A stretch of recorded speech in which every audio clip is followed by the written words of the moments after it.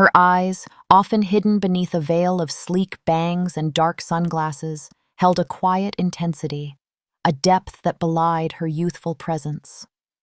Aaliyah Dana Houghton moved with a grace that was both fierce and fluid, her voice a whispered lullaby one moment, a defiant declaration the next.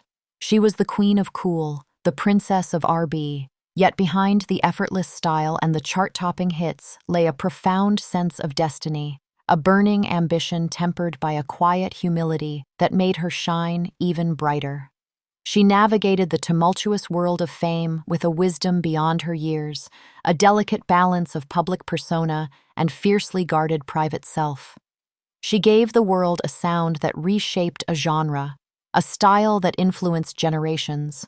But the full measure of her truth, her deepest dreams and quietest fears, remains a whispered memory, forever silenced too soon. Aaliyah Dana Houghton entered the world on January 16, 1979 in Brooklyn, New York, a city teeming with sound and possibility. Her parents, Diane and Michael Houghton, provided a loving, stable home, nurturing her natural talents from an early age. The family moved to Detroit, Michigan when Aaliyah was 5, and it was in this vibrant, musical city that her artistic journey truly began to take root. Detroit, a city steeped in the Motown legacy, vibrated with rhythm and soul, a perfect incubator for a young girl with an innate connection to music. From the moment she could speak, Aaliyah was singing. Her voice, even as a child, possessed a maturity and depth that surprised those around her. She didn't just sing, she emoted, conveying feeling with an effortless grace that was uncanny for someone so young. Her mother, a talented vocalist herself, recognized this raw gift and encouraged it, enrolling Aaliyah in vocal lessons and nurturing her passion. By the age of 9, she was already performing, appearing on the television show Star Search, a confident, poised little girl belting out songs with a conviction that belied her years. She sang in church choirs, at family gatherings, anywhere an audience, no matter how small, would listen. Music was not just a hobby, it was an extension of herself, a natural, almost elemental form of expression. Her uncle, Barry Hankerson, a manager with deep ties in the music industry, recognized her extraordinary potential, offering her early opportunities to hone her craft. The family environment was one of quiet encouragement, a supportive backdrop against the burgeoning dreams of their talented daughter. Aaliyah was a serious child, focused and disciplined, even then displaying the dedication that would define her career. She immersed herself in the sounds around her, drawing inspiration from legends like Michael Jackson, Stevie Wonder, and Janet Jackson, absorbing their artistry, internalizing their stage presence, and subtly weaving their influences into her own nascent style. Even in these early formative years, there was a sense of destiny about her, a quiet understanding that she was meant for something extraordinary, a unique voice waiting to bloom. The path to breaking through for Aaliyah was swift, yet not without its unique set of challenges and sacrifices, driven by an unyielding desire to master her craft. From her early appearances on Star Search to performing with Gladys Knight at a young age, Aaliyah was already immersed in the professional world of music long before she became a household name. These were not the typical struggles of empty bars and endless rejections. Instead, her journey was about navigating the complex, often predatory landscape of the music industry as a young, impressionable artist. Her uncle, Barry Hankerson, played a pivotal role, securing her a contract with Jive Records and Blackground Records. It was through this connection that she was introduced to R. St. Kelly, then a highly successful and influential R&B producer. This collaboration, while propelling her into the mainstream, would cast a long, unsettling shadow over her early career. Under Kelly's guidance, Aaliyah released her debut album, Age Ain't Nothing But a Number, in 1994. The album was an immediate commercial success, fueled by hit singles like Back Forth and At Your Best, You Are Love. Her sound was fresh, a blend of streetwise R&B with a captivatingly smooth, almost whispered vocal delivery, a stark contrast to the more overtly powerful voices of her contemporaries. She was immediately lauded for her distinctive style, baggy clothes, tomboy chic, and those signature sunglasses that hinted at both confidence and a guarded mystique. But the breakthrough came with a heavy personal cost. Rumors of a secret marriage between the then 15-year-old Aaliyah and the 27-year-old R. Kelly began to circulate, culminating in a deeply disturbing exposé that revealed a marriage certificate. The news was shocking, casting a dark cloud over her burgeoning career. The emotional toll on a young teenager thrust into such a scandalous and morally questionable situation was immense. She was forced to deny the claims publicly, her innocence seemingly stripped away by the harsh glare of public scrutiny and the complex legal maneuverings that followed. It was a baptism by fire, forcing her to confront the ugliness that could lurk beneath the glittering surface of the music industry. The partnership with R. Kelly was severed, and Aaliyah found herself needing to redefine her artistic identity. This pivotal moment, while deeply traumatic, became a catalyst for her creative evolution. It forced her to forge her own path, to seek out new collaborators who would nurture her true artistic vision without exploitation. It was a harsh lesson, a sacrifice of innocence at the altar of early success, but it instilled in her a quiet resilience, a determination to control her own narrative and ensure her voice, both literally and figuratively, was truly her own. The spotlight years for Aaliyah, though tragically cut short, were a period of unparalleled artistic innovation and a quiet, graceful ascension to global icon status. After the tumultuous beginnings, Aaliyah emerged with a renewed sense of purpose, her artistic vision crystal clear. Her collaboration with Timbaland and Missy Elliott for her second album, One in a Million, released in 1996, was a groundbreaking moment that reshaped the sound of R&B. Timbaland's futuristic experimental beats combined with Missy's innovative songwriting provided the perfect canvas for Aaliyah's sleek, whispered vocals. Songs like If Your Girl Only Knew, Are You That Somebody, and the title track One in a Million were sonic masterpieces, showcasing a sophisticated, mature sound that transcended traditional R&B.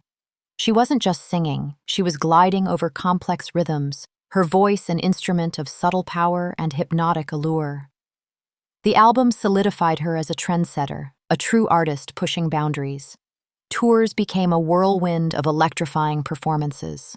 Her stage presence a mesmerizing blend of confident cool and understated sensuality. She moved with a fluid grace, a dancer as much as a singer, her movements as integral to her artistry as her vocals. The roar of the crowd, the fervent adoration, was a testament to her growing influence. Backstage, amidst the chaos of costume changes and pre-show rituals, Aaliyah remained remarkably composed, often quiet and observant, processing the energy of the moment. The emotional high of applause was clear in her subtle smiles, the way she connected with her dancers and band. Yet even as her star soared, Aaliyah carried herself with an almost disarming humility. She shunned the flashy excesses often associated with celebrity, preferring to let her music and her distinct style speak for themselves. She graced magazine covers, her enigmatic gaze and signature style becoming instantly recognizable. She won awards, her influence reverberating across genres. But unlike many who reveled in the incessant noise of fame, Aaliyah often retreated into a quiet, private space. The loneliness after the cheers faded, in vast hotel suites across the globe, was a poignant contrast to the public adoration. She valued her privacy fiercely, cherishing moments with her family and trusted friends. She was building a diverse career, venturing into acting with roles in films like Romeo Must Die, 2000, and Queen of the Damned, 2002, showcasing her versatility and ambition beyond music. This expansion into film brought new pressures, new scrutiny, but she approached it with the same quiet dedication. She was constantly evolving, refining her sound, experimenting with new looks, always a step ahead. Her final, self-titled album, Aaliyah, released in 2001, was a culmination of her artistic journey, a dark, sensual, and adventurous record that showed a confident artist at the peak of her powers, fearlessly exploring new sonic territories. The public glory was immense, yet Aaliyah navigated it with a quiet grace, her integrity intact, balancing the demands of superstardom with a profound need for authenticity and a carefully guarded private world. She was carving out her own space, not just in RB, but in the broader cultural landscape, a quiet force of nature whose influence was only just beginning to be fully understood. Beneath the veneer of effortless cool and burgeoning superstardom, Aaliyah's internal world, though largely guarded from public view, held its own unique pressures and quiet battles. The relentless demands of her career, from constant touring to demanding film schedules, placed an immense strain on her young shoulders. She was still in her late teens and early 20s, navigating the complexities of adulthood under the unforgiving glare of the global spotlight. Unlike some artists whose internal collapses were marked by public addiction or flamboyant breakdowns, Aaliyah's struggles were more subtle, often manifesting as extreme fatigue and a quiet determination to maintain a sense of normalcy in an abnormal world. She was a disciplined artist, constantly pushing herself to excel, yet this drive could also be isolating. The sheer volume of work left little time for personal relationships outside her inner circle. Her early entanglement with Kelly, though legally suppressed, continued to cast a long, uncomfortable shadow, fueling persistent rumors and speculation that she largely chose to ignore or address indirectly through her work. This deeply traumatic experience undoubtedly shaped her cautious approach to public life and her fierce need for privacy. While she was surrounded by a loving family and a dedicated team, the burden of being Aaliyah, the trendsetter, the artist, the role model, was immense. She felt the weight of expectation, not just from fans, but from those who had invested so much in her. She famously said, "I don't think about my statistics, my sales, I just like to make music." This quote, while seemingly humble, also hinted at a desire to escape the commodification of her art, to be judged purely on her creative output rather than commercial success. She was a meticulous artist, a perfectionist in the studio, often working long hours, pushing herself and her collaborators to achieve a specific, futuristic sound. This intense dedication, while leading to brilliant music, also meant sacrificing personal time and perhaps a more conventional youth. There were no public meltdowns, no widely reported periods of excessive indulgence or self-destruction. Instead, Aaliyah's internal pressure was the quiet, constant hum of perfectionism, the longing for genuine connection amidst the superficiality of fame, and the immense responsibility she felt towards her craft and her growing legacy. Her private life remained just that, private. She allowed glimpses of her warmth and humor to those close to her, but carefully constructed a public persona that was cool, enigmatic, and largely unburdened by the visible struggles that plagued many of her peers. This internal fortitude, while admirable, meant that the true depth of her burdens often remained hidden, a testament to her quiet strength and her profound desire to project an image of effortless grace, even when the inner reality might have been far more complex. The turning point for Aaliyah wasn't a single dramatic event of collapse or public comeback, but rather a profound deepening of her artistic vision and a quiet embrace of her burgeoning power. By 2001, with the release of her third self-titled album, Aaliyah, she was no longer merely the princess of RB. She was establishing herself as a formidable artist in her own right, fearlessly pushing boundaries and transcending genres. This album marked a significant evolution in her sound, darker, more experimental, infused with elements of rock, neo-soul, and electronica. It was a stark, confident declaration of her artistic maturity, a testament to her willingness to take risks and challenge expectations.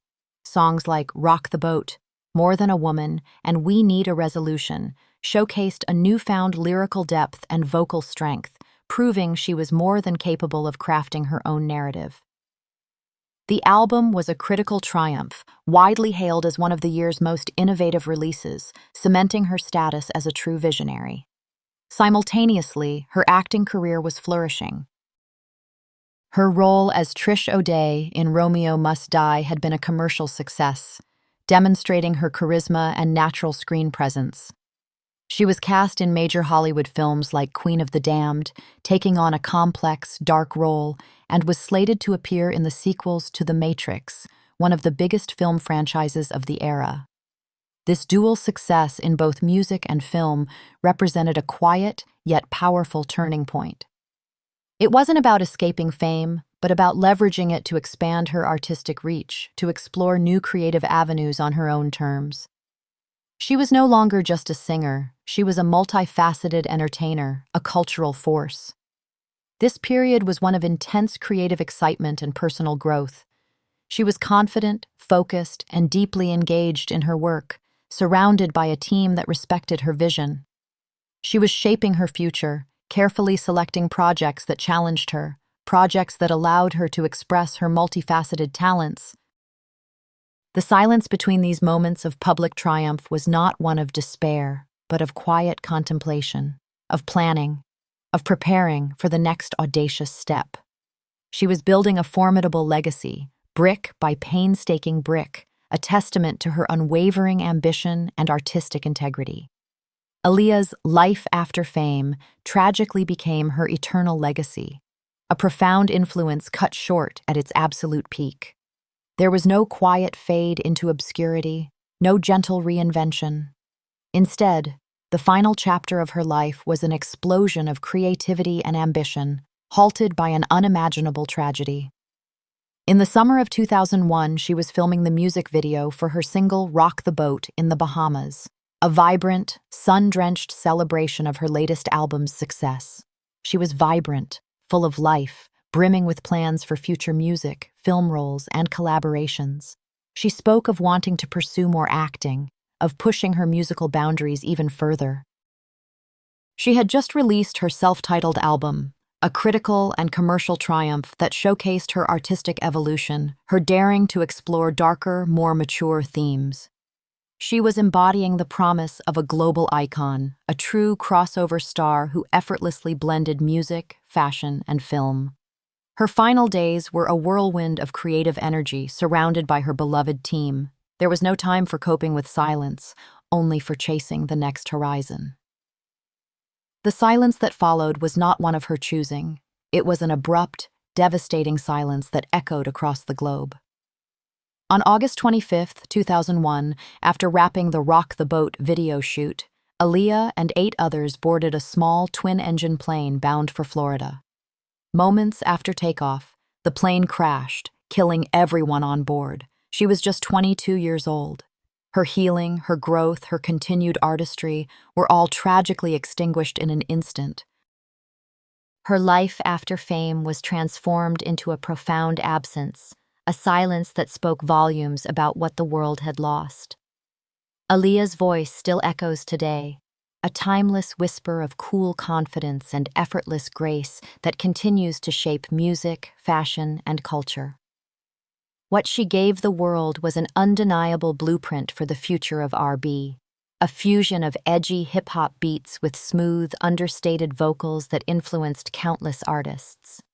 She was a style icon, a quiet revolutionary who championed baggy clothes and an enigmatic coolness that defied traditional femininity. She gave us a soundtrack for introspection, for quiet rebellion, and for the undeniable power of understated sensuality. She proved that you didn't need to shout to be heard. Sometimes a whisper could be more powerful than a scream. Her tragically premature death at the age of 22 left a gaping void, a profound what-if in the annals of music history. What the world took from her, ironically, was the opportunity to fully realize the vastness of her potential, to witness the continued evolution of an artist who was only just beginning to truly bloom. It took the future that was so brightly laid out before her, a future brimming with endless possibilities. Her passing solidified her status as a legend, but at an unspeakable cost. Today, her music continues to inspire, her influence palpable in the work of contemporary artists who draw from her pioneering sound. Her enigmatic gaze and timeless style remain iconic. And in the profound, aching silence that settled after the final, tragic flight, we are left with the lingering sound of her voice, a beautiful, haunting melody suspended in time, forever reminding us of the quiet queen who soared too high, too fast, and was gone too soon, leaving behind an indelible mark on the soul of music itself.